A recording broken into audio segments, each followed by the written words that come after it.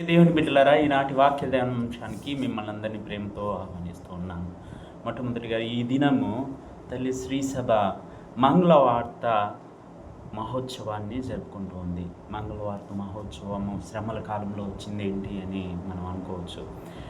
అయితే ఈ మంగళవార్త జప పండగ మరియ తల్లి అవును అనేటువంటి మాటతో మన యొక్క రక్షణ చరిత్ర మొదలైంది అనేది మనకు తెలియపరుస్తూ ఉంది. దాంట్లో భాగంగా మొదటి పట్టణము యెషయా గ్రంథము, అలాగే సువార్త పట్టణం లూకా సువార్తలో గాబ్రియేలు దూత మరియమాతకు దర్శనమిచ్చి, ఇదిగో పవిత్రాత్మ ప్రభావంన నీవు గర్భము పొందుతున్నావని చెప్పడాన్ని మనం వింటూ ఉన్నాము.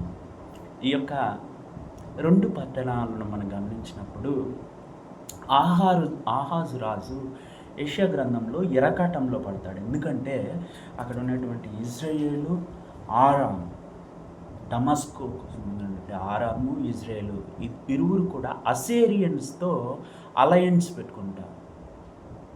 అలయన్స్ అనగా కలిసికట్టుగా మేము మీతో ఉంటాము అని చెప్పేసి కూటమిలాగా ఏర్పడతారు.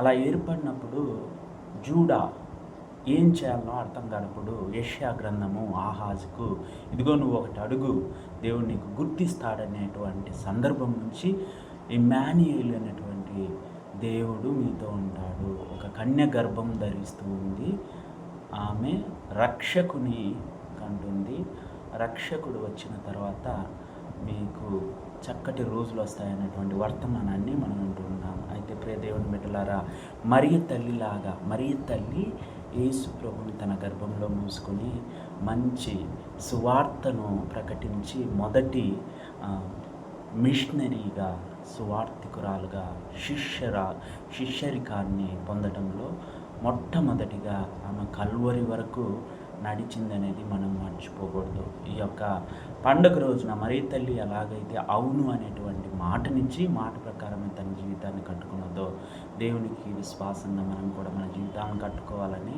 మిమ్మల్ని అందరినీ కూడా కోరుచున్నాను. దేవుడు మిమ్మల్ని అందరినీ దీవించుగాక. పితా పుత్ర పవిత్రాత్మ నామమున ఆమేన్.